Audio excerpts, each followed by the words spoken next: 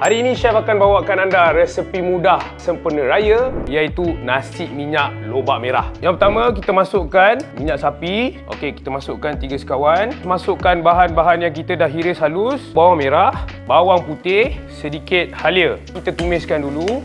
Masukkan daun pandan.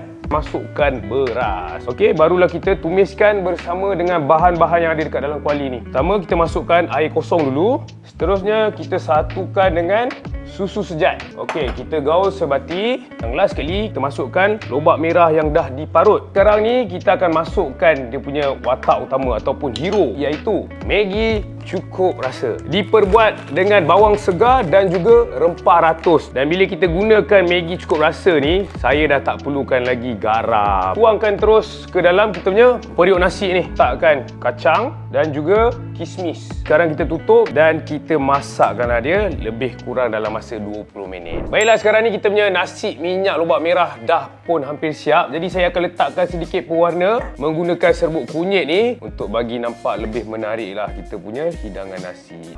Sekarang masa untuk saya mencuba. Rasa lobak merah ni memberikan tekstur dan juga rasa manis dalam hidangan. Digabung bersama dengan Maggi cukup rasa, membuatkan hidangan saya ni jadi lebih selera. Dan kalau anda nak dapatkan full resepi, jangan lupa layari website My Recipe.